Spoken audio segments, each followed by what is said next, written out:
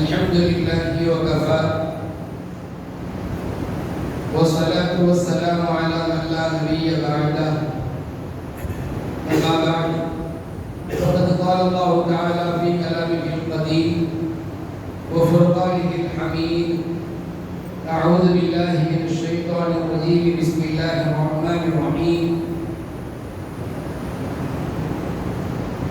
إن عدة الشهور عند الله 12 شهرا في كتاب الله يوم خلق السماوات والأرض منها 4 حرم إلى آخر الآية.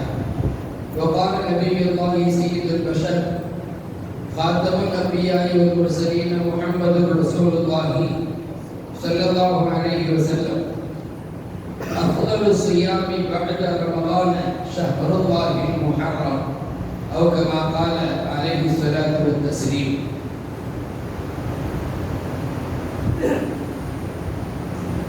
اللهم صل على محمد طب القلوب ودوائها وعافية الأبدان وشفائها ونور الأبصار وضيائها وعلى آله وصحبه وبارك وسلم. எல்லாம் வல்ல அல்லாஹ்வின் அன்பும் மேலான கருணையும் நமக்கெல்லாம் வந்து சேரட்டுமாக. நமது உயிருக்கு உயிரான உயிரினும் மேலான கண்மணி காத்தமுன் நபிக்கு முஹம்மது ரசூலுல்லாஹி ஸல்லல்லாஹு அலைஹி வஸல்லம் அவர்களின் மேலான அன்பையும் ஷஃபாஅத்தையும் பெறுகின்ற நசீபையும் பாக்கியத்தையும் அல்லாஹ் நம் அனைவருக்கும் தந்தருள் பாலிப்பானாக. சங்கைக்கும் மிகுந்த மரியாதைக்கும் உரித்தான மேலான பெரியோர்களே, பாசத்திற்குரிய சகோதரர்களே, அனைவருக்குரிய சிறார்களே, உங்கள் அனைவருக்கும் தொடக்கமாக இஸ்லாமிய காணிக்கையாம் சலாத்தினை தெரிவித்துக் கொள்வதோடு, சலாம் சொல்லப்பட்டால் அதற்கு பதில் சொல்வது வாஜிபு என்பதை ஞாபகப்படுத்திக் கொண்டவனாக எனது ஜும்ஆ உரையை துவங்குகிறேன். அஸ்ஸலாமு அலைக்கும் வரஹ்மத்துல்லாஹி வபரகாத்துஹு. கண்ணியமிக்க முஃமினீன்களே, 1446 ஆண்டின் முதல் மாதத்தின் முதல் ஜும்ஆவில் நாம் இங்கே ஒன்று கூடியிருக்கின்றோம். ரப்புல் ஆலமீன் அல்லாஹ் தஆலா இதுபோலவே இன்று நாம் இருப்பது போலவே இவ்வாண்டு முழுவதும் அல்லாஹ் மகிழ்ச்சியுடனும் சந்தோஷத்துடனும் ஆரோக்கியமான வாழ்வுடனும் வாழ வைப்பானாக. யாரெல்லாம் சென்ற ஆண்டில் நம்மை விட்டு மரணித்து அல்லாஹ்வை சென்றடைந்தார்களோ அவர்களை தவறை அல்லாஹ் ரப்புல் ஆலமீன் சுவன பூஞ்சோலைகளாக ஆக்கிவிடுவானாக.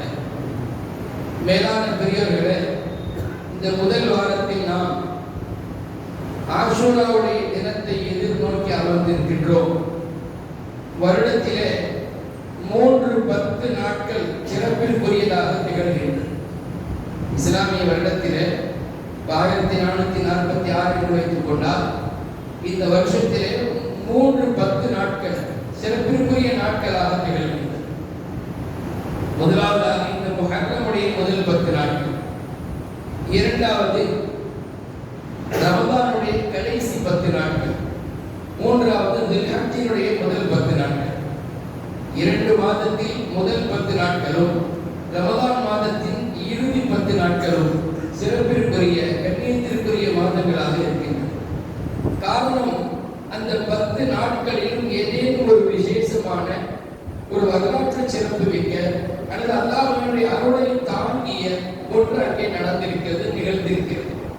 ரமதானுடைய இறுதி 10 என்று எடுத்துக்கொண்டால் வான்வரை அல் குர்ஆன் இறங்கிய நாட்கள் அது. லைலத்துல் கத்ர் என்கிற புனிதமான இரவை சுமந்த நாட்கள் அது. துல்ஹஜ்ஜினுடைய 10 நாம் எடுத்துக்கொண்டால் அதிலே அமாலுல் ஹஜ்ஜுடைய அமல்களும் குர்பானி போன்ற அமலும் தக்பீர் போன்ற சிறப்பிற்குரிய வார்த்தைகளும் நிகழ்கின்ற நாள். அல்லாஹ் அல் குர்ஆனிலே சத்தியமிட்டு சொல்கின்ற 10 நாட்களில் துல்ஹஜ்ஜினுடைய 10 நாள் இருப்பதை நாம் சென்ற மாதம் தெரிந்தோம், அறிந்தோம். முஹர்ரமுடைய முதல் 10 நாட்கள் வரலாற்று சிறப்புமிக்க பல்வேறு நிகழ்வுகள் நடந்த ஒரு நாட்களாக காலமாக அது திகழ்கிறது. ஷமாயிலே திருமதி என்னும் கிதாபிலே சஃபா நம்பர் 180 ஒரு ஆயத்தை விளக்கிட்டு ஒரு ஹதீஸை விளக்கமாக சொல்லுகிற போது அதற்கு கீழே நமக்கு எழுதி தருகிறார்கள். முஹர்ரமுடைய 10ஆம் நாள்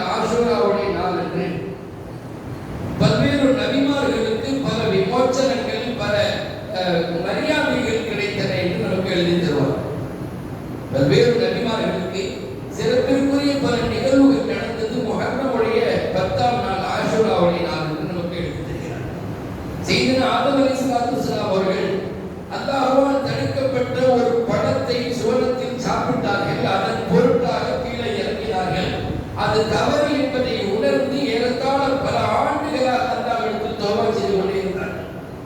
அந்த தௌபாவை ரப்பல் ஆலமீன் அல்லாஹ் ஏற்றுக்கொண்டது இந்த ஆஷூராவுடைய தினத்தில். ஹஜ்ரத் சையதுனா நூஹ் அலைஹிஸ்ஸலாத்து வஸ்ஸலாம் அவர்கள் 950 ஆண்டுகள் ஏகத்துவத்தின்பால் அழைத்து ஒரு கட்டத்தில் அவர்களுடன் ஈமான் கொண்ட 80 நபர்களை மாத்திரம் ஒரு கப்பலில் ஏற்றுக்கொண்டு அந்த கப்பல் புறப்பட்டு சென்றது. இப்னு கஸீரில மிக அற்புதமாக தெளிவாக எழுதுவார்கள். ரஜபு 10 புறப்பட்ட கப்பல் முஹர்ரம் 10 ஜூதி என்னும் மலையிலே அது கரை ஒதுங்கியது என்பதாக நமக்கு எழுதியிருக்கிறார். நூஹ் அலைஹிஸ்ஸலாமுடைய கப்பல் ரஜபு பிறை 10 அதனுடைய பயணத்தை தொடங்கி அல்லாஹ் தஆலா இந்த 80 பேரை தவிர மற்ற எல்லோரையும் வெள்ளத்தால் அழித்தான். அந்த 80 பேருடைய சந்ததிகள் தான் இன்று நாம் இருக்கக்கூடிய மனித சஞ்சாரம். இன்னைக்கு இருக்கக்கூடிய மனித சமூகம் அனைத்துமே நூஹ் அலைஹிஸ்ஸலாம் கப்பலிலே காப்பாற்றப்பட்ட 80 நபர்களின் சந்ததிகள் தான். அப்ப நூஹ் அலைஹிஸ்ஸலாமுடைய கப்பல் ஒதுங்கியது, கரை சேர்ந்தது இந்த முஹர்ரமுடைய 10ஆம் நாளிலே. யூனுஸ் அலைஹிஸ்ஸலாம் அவர்கள் அல்லாஹ்வுடைய உத்தரவை கொஞ்சம் எதிர்பார்க்காமல் ஊரை விட்டு புறப்பட்டு கடல் பயணம் மேற்கொள்ள அவர்கள் வந்தபோது அவர்கள் போன அந்த கப்பல் கடல் நடுவிலே தத்தளித்தது. அது மூழ்குவதற்கு உண்டான ஒரு நிலைக்கு வந்தது. அப்ப கப்பல் மாலுமி சொல்கிறார், இந்த கப்பலிலே எஜமானனை புறக்கணித்துக் கொண்டு வந்த ஒருவர் இருக்கிறார், எஜமானனை எதிர்த்து கொண்டு வந்த ஒருவர் இருக்கிறார். அவர் கீழே விழுந்தால் தான், அவர் இதிலிருந்து இறங்கினால் தான் இந்த கப்பல் நகரும் என்று அவர் தன்னுடைய அனுபவத்தை கூறுகிறார். அவர் ஒன்றும் நபியில்லை. பிறகு சீட்டுக்குலுக்கி போடப்பட்டது. யூனுஸ் அலைஹிஸ்ஸலாம் பேர் வந்தது. யூனுஸ் அலைஹிஸ்ஸலாம் அவர்கள் கடலில் விழுந்தார்கள். அல்லாஹ் ரப்பல் ஆலமீன் மீனுக்கு உத்தரவிட்டான். மீன் அவர்களை அப்படியே மூழ்கிக் கொண்டது. மீன் வயிற்றில் 40 நாட்கள் இருந்தார்கள். அந்த வயிற்றிலிருந்து வெளியே வந்தது முஹர்ரமுடைய 10ஆம் நாள். இது எல்லாமே ரிலீஸ், அதாவது ஒரு நிலையிலிருந்து நல்ல நிலைக்கு, ஒரு தளர்விலிருந்து வறட்சியின் பக்கம் வந்ததை நமக்கு உணர்த்துகிறது, நமக்கு புரிய வைக்கிறது. இஸ்லாமிய பெரியோர்கள், நீங்கள் உங்களுக்கு செய்திகளே போதும் என்பதால் நான் ஒரு வரியாகத்தான் செய்திகளை சொல்கிறேன்.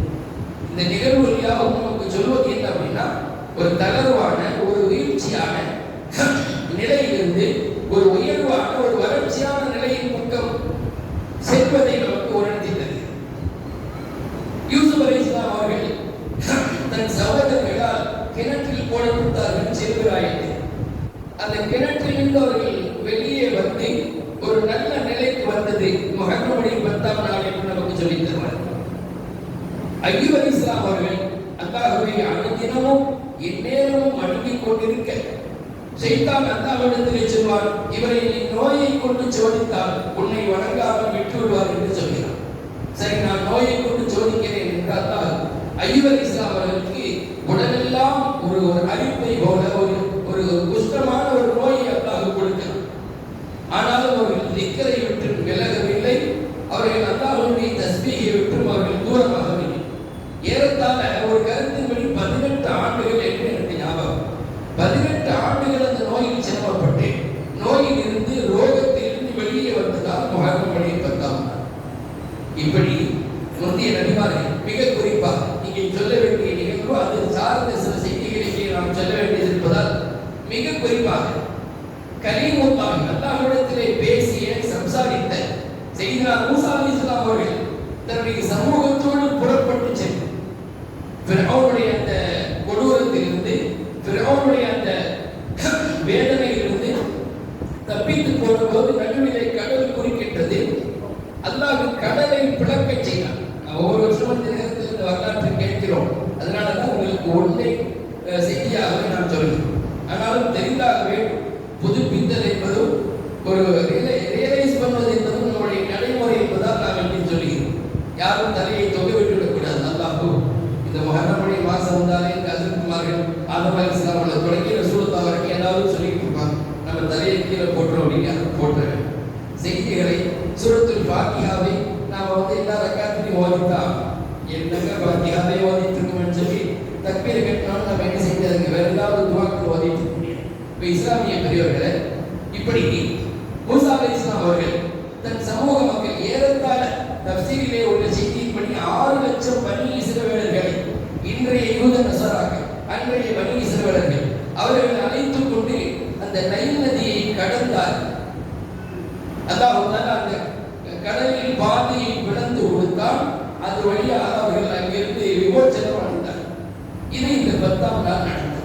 இப்படியாக பல்வேறு நபிமார்களின் வாழ்க்கையில தளர்வான நிலையிலிருந்து கஷ்டமான நிலையிலிருந்து இன்பமான சந்தோஷமான நிலையின் பக்கம் வந்தது முஹர்ரமுடைய இந்த 10ஆம் நாளில் என்பதை நாம் உணர்கிறோம்.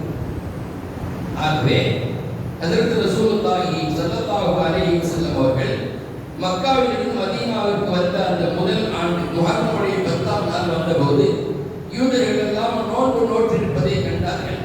கேட்கிறார்கள், மா ஹாதல் யௌம், இது என்ன நாள், என்ன ஸ்பெஷல் இந்த நாளுக்கு? எல்லோரும் நோன்பு வைத்திருக்கிறீர்கள், நீங்கள் கொஞ்சம் இங்கே இதையும் சேர்த்து உணர்ந்து கொள்ளுங்கள்.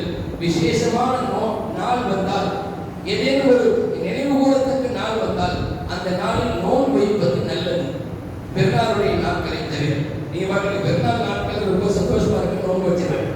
அந்த நாட்களை தவிர நம்முடைய வாழ்க்கையில் ஏதேனும் சந்தோஷமான நாட்கள் வந்தால் நோன்பின் மூலமாக அதை கழிப்பது நல்லது ஒரு நடைமுறை என்பதை புரிந்து கொள்வோம். அந்த யூதர்கள் நோன்பு வைத்திருக்கிறார்கள். என்ன நோன்பு, எதற்காக என்று கேட்டபோது சொன்னார்கள், எங்கள் நபி மூசா, அவங்க சொன்னார், எங்கள் நபி மூசாவுக்கு விமோசனம் கிடைத்தது இந்த நாளில். அவர் நோன்பு வைத்தார், அல்லாஹ்வுக்கு ஷுக்ர் செய்யும் விதமாக. எனவே அவர்களுடைய உம்மத்தாகிய நாங்களும் அவரை பின்பற்றி நோன்பு வைக்கிறோம் என்று யூதர்கள் சொன்னார். சரியான பதில். ஆனால் முஹம்மது ரசூலுல்லாஹி ஸல்லல்லாஹு அலைஹி வஸல்லம் அவர்கள் அந்த இடத்திலே, அப்படியானால் உங்களை விட மூசா அலைஹிஸ்ஸலாமுக்கு நாங்கள் ரொம்ப நெருக்கமானவங்க, பொருத்தமானவங்க, ரொம்ப நாங்கள் அவர்களோடு தொடர்பு கொண்டவங்க, அதனால நாங்களும் நோன்பு வைக்க போகிறோம் என்று சொல்லி அந்த மறு ஆண்டிலிருந்து நபிகள் நாயகம் ஸல்லல்லாஹு அலைஹி வஸல்லம் அவர்கள் நோன்பு நோட்டார்கள். சமூக மக்களை, இஸ்லாமிய மக்களையும் நோன்பு நோக்கும்படி சொன்னார்கள். நோன்பு நோட்டுக் கொண்டே வந்தார்கள். அதிலே ஒரு யூதர்களுக்கும் நாயகத்திற்கும் சஹாபாக்களுக்கும் ஒரு இணக்கம் ஏற்பட்டது. பரவாயில்லை, நம்முடைய நபியினுடைய அந்த விமோசனமான நாளை இவர்களும் நன்றியை வெளிப்படுத்தும் விதமாக கொண்டாடுகிறார்கள் நோன்பின் மூலம் என்று ஒரு இணக்கம் இருந்து கொண்டே வந்தது. ஒரு கட்டத்தில் யூதர்களுடைய சேட்டைகள் வேறு மாதிரி திரும்பி அவர்கள் நாயகத்திற்கு எதிரான பல திட்டங்கள், முஸ்லிம்களுக்கு எதிரான பல திட்டங்கள், பல்வேறு விதமான நயவஞ்சக தன்மைகளில் ஈடுபட்ட போது நபிகள் நாயகம் ஸல்லல்லாஹு அலைஹி வஸல்லம் சொன்னார்கள், இனிமேல் நாம யூதர்களுக்கு நம்முடைய அமல்களில் கூட இபாதத்துகளில் கூட ஒத்து போக வேண்டாம் என்று சொன்னார். காலிஃபுல் யஹூத வ நஸாரா, யூத நஸாராக்களுக்கு நீங்கள் மாறு செய்யுங்கள் இபாதத்துகளில் கூட என்று சொல்லிவிட்டு கடந்த நாட்கள் அப்படியே ஹிஜ்ரி 9 வரை வந்துவிட்டது. சொன்னார்கள், ஹிஜ்ரி 10 சொன்னார்கள், அடுத்த ஆண்டு நான் ஹயாத்தாக இருந்தால் 9ஆம் நாளையும் சேர்த்து நோன்பு வைப்பேன். ஏனென்றால் நாம் யூதர்களுக்கு மாற்றமாக நம்மை நடைமுறைப்படுத்திக் கொள்ள வேண்டும். நம்முடைய தீன இஸ்லாமுக்கு என்ன ஒரு அழகான நடைமுறை உண்டு, நல்லதொரு பண்பாடு உண்டு, கல்ச்சர் உண்டு, அதை நாம் ஃபாலோ பண்ண வேண்டும். இதிலிருந்து நமக்கு முஹத்திஸீன்கள் சொல்லித் தருகிறார்கள், இஸ்லாமிய நபர் ஒருவர் தன் நடைமுறை வாழ்க்கையிலே, அந்த அவயங்களிலே, நடைமுறை பாவனைகளிலே இஸ்லாத்தை தவிர வேறு ஒன்றை பின்பற்ற ஆசைப்பட்டார், நம்முடைய மார்க்கத்தில் கொஞ்சம் பழமையாக இருக்கிறது, நாம் கொஞ்சம் ஏதாவது ஒரு நியூ ட்ரெண்டிங்காக ஒன்றை செய்வோமே என்று யூத நஸாராக்களை பின்பற்றினால் அவர்களை சார்ந்தவர் என்று சொன்னார்கள் சர்க்காரி ஆலம் ஸல்லல்லாஹு அலைஹி வஸல்லம். மன் தஷப்பஹ பிகௌமின் ஃபஹுவ மின்ஹும், யார் பிற சமூகத்தோடு ஒப்பாக நினைப்பார் அவர் அந்த சமூகத்தையே சார்ந்தவர் என்று எச்சரித்து தருவார்கள். அதற்கு பின்பு நாம் அன்றிலிருந்து இன்று வரை ஹிஜ்ரி 11 இன்று வரை நாம் 9, 10 அல்லது 10, 11 நோன்புடைய நாட்களாக நாம் கழித்து வருகிறோம். இந்த ஆண்டிலே வருகிற செவ்வாய், புதன், பிறை 9, பிறை 10 சுன்னத்தான நோன்புடைய நாட்கள். நபிகள் நாயகம் ஸல்லல்லாஹு அலைஹி வஸல்லம் சொல்வார்கள், அஃதலு ஸியாமி பஅத ரமதான் ஷஹ்ருல்லாஹில் முஹர்ரம். ரமதானுக்கு பிறகு நோன்பு வைப்பதற்கு சிறந்த மாதம் என்பது அல்லாஹ்வுடைய மாதமாகிய முஹர்ரமுடைய மாதம் என்று நமக்கு சொல்லித் தருகிறார். அது மாத்திரமல்ல, நாம் ரமதானுடைய காலத்தில் சஹருக்கும் இஃப்தாருக்கும் விசாலமாக செலவழிப்பது வழக்கம். காரணம், ஒன்றுக்கு 100 700 வரை அங்கே நன்மை கிடைக்கிறது என்பதால். ஆனால் இந்த நோன்புடைய நாட்களில் நாம் எங்கே சிக்கனமாக நடந்து விடுவோமோ, ஏதேனும் பழைய சாதாவை கொண்டே சகரை அல்லது ஏதேனும் சாதாரணமான சர்வத்தை கொண்டே இஃப்தாரை முடித்து விடுவோமோ என்பதை நினைத்த நபிகள் நாயகம் ஸல்லல்லாஹு அலைஹி வஸல்லம் அவர்கள் இந்த 9, 10 நாட்களில் 10ஆம் நாளுடைய இஃப்தார் அல்லது சஹரி தன் குடும்பத்தாருக்கு விசாலமாக செலவழிப்பது.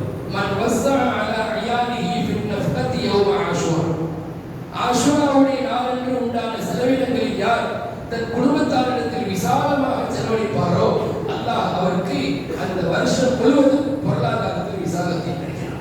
சொல்பவர்கள் யார்?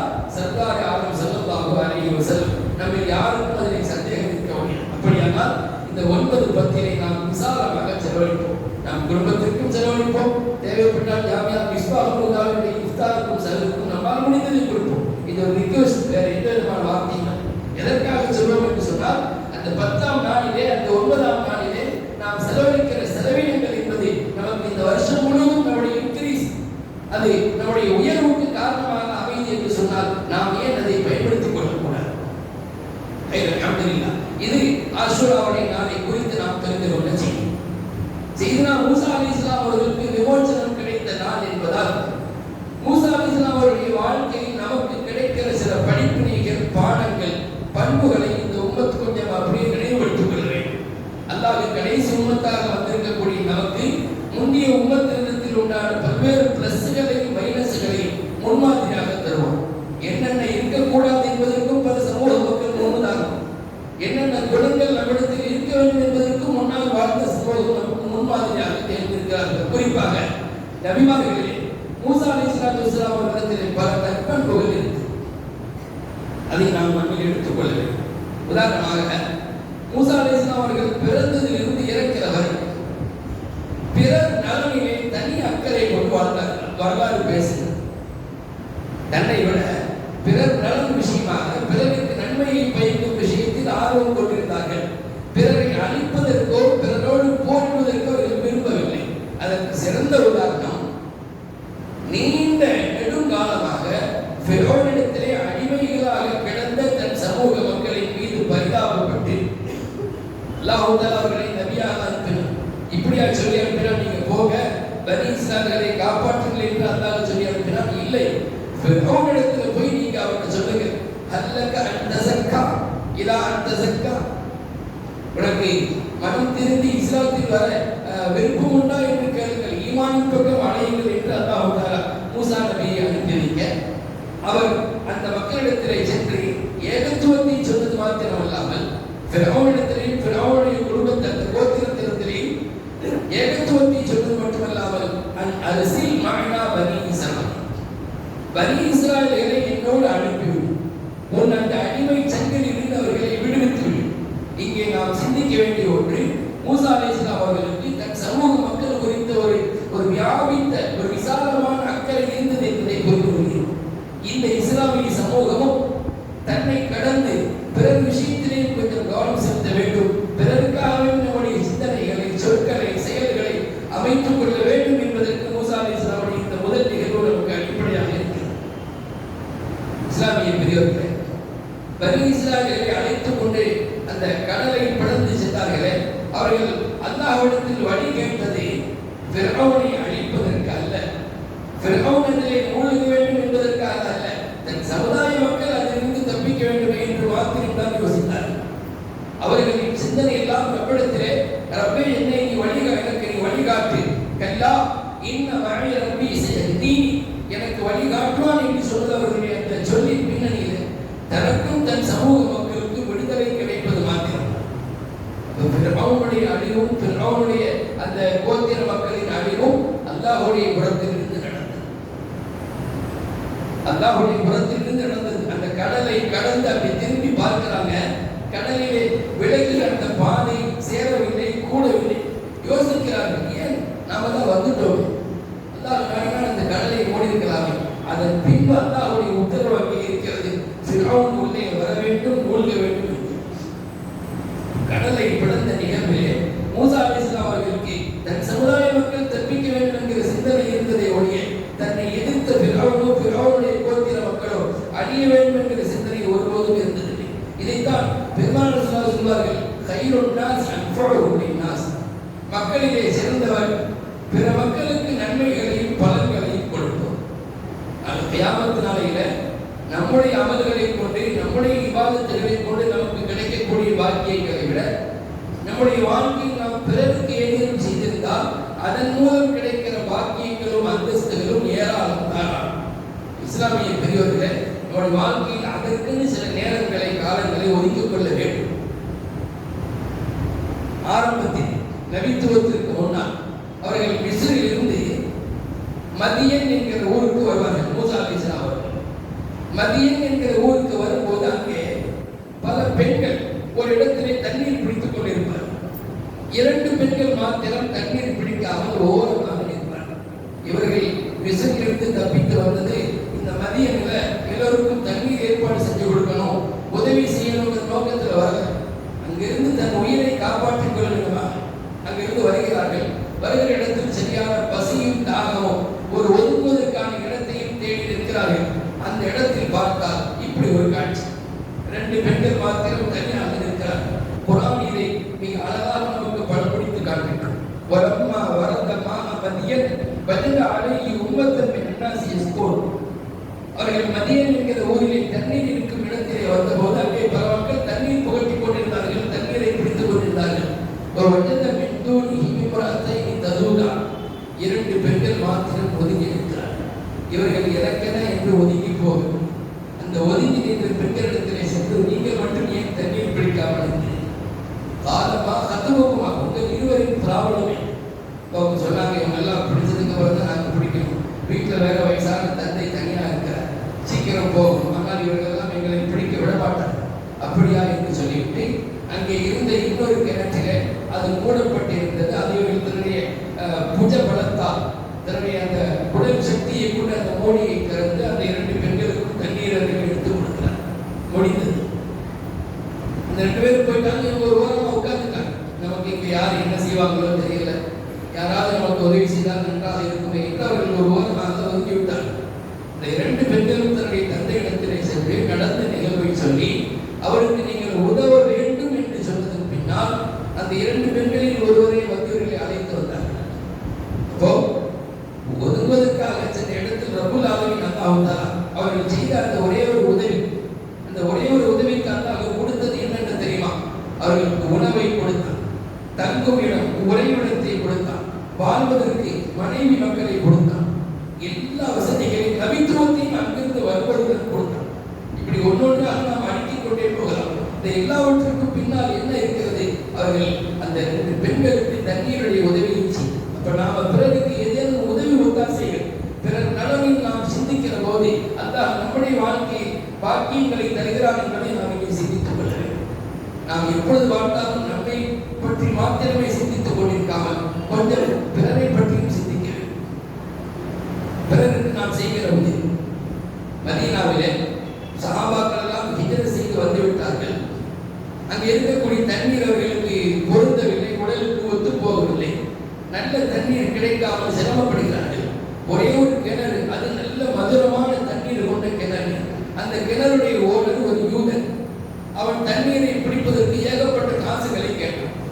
இப்ப நபி அவங்க சொல்வாங்க, மை யஸ்தரி பிகிர ரூமா, ரூமா என்கிற அந்த கிணற்றை வாங்கி தருபவர் யார்? அவருக்கு நான் சொர்க்கத்தை அல்லாஹ் இடத்தில் வாங்கி தருகிறேன். அதற்கு உஸ்மான் இப்னு அஃபான் ரலியல்லாஹு அவர்கள் அந்த கிணற்றை வாங்க முன் வந்து அவரிடத்தில் சொல்வார்கள், இதற்கான தொகையை நீ கொடு, உனக்கு எவ்வளவு வேண்டும் என்று சொல். அவன் சொன்ன, நான் விற்பதற்கு தயாராக இல்லை, ஏன்னா எனக்கு அன்றாடம் வருமானம் வருது. தண்ணீர் பிடிக்கக்கூடிய ஒவ்வொரு ஆட்களும் ஒரு குடத்திற்கு ஒரு பாத்திரத்துக்கு இவ்வளவு என்று தெரிகிறார்கள். அப்ப மனிதர்களுடைய தேவை அன்றாடம் தண்ணீரின் பக்கம் இருக்கிறது. எனக்கு குள்ள யோமின் ஒவ்வொரு நாளும் இதில் வருமானம் வருது, அதனால என்னால் கொடுக்க முடியும். உஸ்மான் இப்னு அஃபான் வந்து சாதாரண மனிதர்கள், மிகப்பெரிய வியாபாரி, யுக்திகளும் தந்திரங்களும் தெரிந்தவர். அவர் அடுத்த விஷயத்தை இப்படி சொன்னார், நீ எனக்கு ஃபுல்லாக தர வேண்டாம், பாதி ரைட்ஸை கொடு, பாதி உரிமை எனக்கு கொடு, அவனுக்கு முழு தொகையை செட்டில்மெண்ட் பண்ணி, இந்த தண்ணீருக்கு எவ்வளவு தொகையோ முழு தொகையை தந்துடுறேன், எனக்கு நீ முழு ரைட்ஸை தர வேண்டாம், பாதி உரிமையை தந்தால் போதும். பாதி உரிமை என்றால் எவ்வளவு? ஒரு நாள் நான் தண்ணீரை பயன்படுத்திக் கொள்கிறேன், மற்றொரு நாள் உனக்கு தண்ணீரை பயன்படுத்திக் கொள்கிறேன். சரி என்று அக்ரிமெண்ட் அதை கையெழுத்து போட்டாச்சு.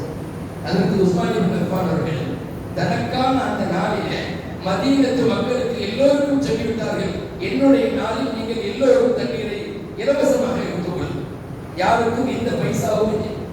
எனக்கான நாளில் நீங்கள் தண்ணீரை இலவசமாக பயன்படுத்திக் கொள்ளலாம். சுப்ஹானல்லாஹ். இந்த யூதனுடைய நாளில் யாரும் தண்ணீர் பிடிக்க வரல. முதல் நாளே நல்லா தண்ணியை பிடிச்சு வச்சுக்கிறான். யூதனுடைய நாளில் வந்தாலே வருமானம் வரும் அவனுக்கு. அவன் பார்த்தான், நம்ம பாதி உரிமையை வைத்திருந்தும் கூட நமக்கு எந்த பயனும் இல்லை என்று முழுசாக அப்படியே அதற்கு உஸ்மான் இப்னு அஃபான் இடத்திலே கொடுக்க அவர்கள் சமூகத்திற்கு சமுதாய நலன், பிறருக்குண்டான பயன்பாடுகளில் நம்மை நாம் பயன்படுத்திக் கொண்டால் உலகம் உள்ளவரை நாம் வாழ்வோம் என்பதை கடந்து மறுமையில் நமக்கு மிகப்பெரிய படித்தரங்கள் உண்டு. அல்லாஹ் சொல்லுவான், மக்களுக்கு பயன் தரும் காரியங்கள் யாவும் பூமியிலே அப்படியே தங்கி இருக்கும். பூமி அழிந்தாலும் கொஞ்சம் யோசித்து பாருங்கள். இது போல நிகழ்வுகள் நமக்கு எதை பாடமாக தருகிறது? மூசா அலைஹிஸ்ஸலாமுடைய வாழ்வாகட்டும், நாம தெரிந்திருக்கக்கூடிய வரலாறாகட்டும் நமக்கு சொல்லுகிற பாடம், உலக இறுதி நாளில் வாழுகிறோம். நம்முடைய அமல்களை நம்மை கடந்து பிறர் வழியாகவும் சம்பாதித்துக் கொள்ள வேண்டும். நம்முடைய நம்முடைய அந்த செயலேட்டை விவாதத்துகளை கடந்து சோசியல் மைண்ட், பொது சேவையின் மூலமாகவும் பொது சிந்தனையின் மூலமாகவும் நம்முடைய அந்த பட்டியலை, நம்முடைய அந்த செயலேட்டை நிரப்பிக்கொள்ள என்பதை நமக்கு பாடமாக சொல்லியிருக்கிறது. இஸ்லாமிய பெரியவர்களை இப்படி ஒவ்வொன்றாக நாம் இந்த வரலாற்றில் தெரிகிறோம். அதே போல இந்த ஆஷூரா நாள் அன்று அந்த மூசா அலைஹிஸ்ஸலாமுடைய சமுதாயத்துக்கு கிடைத்த வெற்றியும் ஃபிரௌனுடைய அழிவும் நமக்கு சொல்லித் தருவது, ஆணவக்காரர்களுக்கு அழிவு நிச்சயம். யாரெல்லாம் இந்த துன்யாவிலே ஆணவத்தோடும் அகம்பாவத்தோடும் நடப்பார்களோ அவர்களுக்கான அழிவு வந்துவிடும் என்பதை வரலாறு நெடுக நமக்கு உதாரணங்களாக தெரிகிறது. அது ஃபிரௌனிலே தொடங்கிக் கொள்ளலாம்.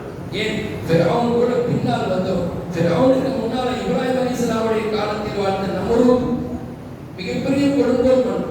400 ஆண்டு காலம் அநியாயம் அட்டூழியமாக செய்தவர்.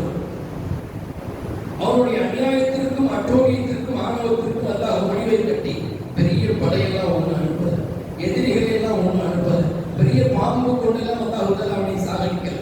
ஒரு கொசுவை மூக்கின் வழியாக மூளைக்கு அனுப்பினான். ஒரு கொசுவை மூக்கின் வழியாக மூளைக்கு அனுப்பினான். அது அப்படியே கிருப்பின் உள்ள சுத்திட்டே இருக்கும். இவருக்கு அந்த அப்படியே நிம்மதி இல்லாத ஒரு நிலையை தந்துச்சு.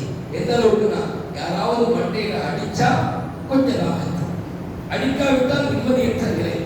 அப்ப தன்னுடைய ஆட்களிலே சராக்களிலே ஒரு ஆளை நியமித்து, நீ தினமும் மண்டையில் அடிப்பார், அவர் செருப்பால் அடிப்பார், நீ அடிப்பார். கிட்டத்தட்ட 400 ஆண்டுகள் இப்படியே இருந்தான் என்று வரலாறு பேசுகிறோம்.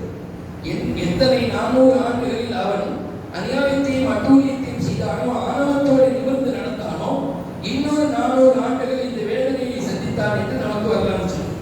இப்படி ஒவ்வொன்று அடுத்ததாக ஃபிரௌனுடைய ஆணவம், அகம்பாவம் குர்ஆன் முழுக்க நாம் தெரிந்து வைத்த செய்தி. அவனுக்கான அழிவு, அவன் நீச்சல் பழகிய அந்த நதியிலேயே சாவுண்டான். அவனுக்கு நன்கு தெரிந்த அந்த பழகிய அந்த நதியிலேயே அவனுக்கு மூழ்குவது ஏற்பட்டது என்று சொன்னால், ஆணவக்காரர்கள், அகம்பாவத்தோடு வாழ்பவர்கள் அவர்கள் அழிவது நிச்சயம் என்பதை இந்த வரலாறை நாம் வரலாற்று வழியாக தெரிந்து கொள்கிறோம். அபூஜஹிலும் அப்படித்தான் ஆடினான், அபூஜஹிலும் அப்படித்தான் கொக்கரித்தான். என்னை விட இந்த மக்காவிலே இந்த காபத்துல்லாஹ் இருக்கும் இந்த பகுதியில் சிறந்தவர் இல்லை என்றான்.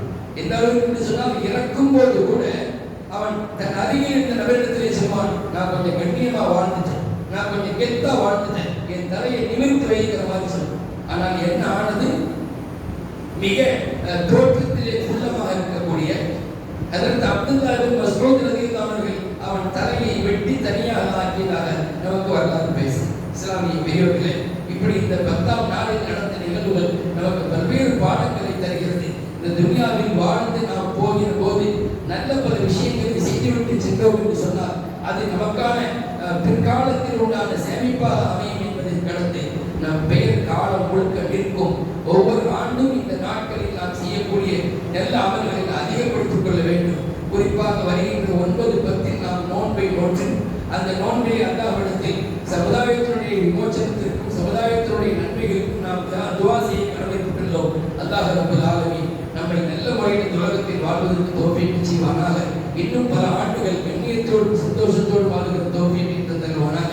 மருத்துவமனை செலவுகளுக்கும் அல்லாஹ் நம்மை பாதுகாத்தருவானாக என்கிற நல்ல துஆக்களோடு உங்கள் எல்லோரும் துஆவை ஆதரவைத்தவனாக நிறைவு செய்கிறேன். அஸ்ஸலாமு அலைக்கும் வரஹ்மத்துல்லாஹி தஆலா.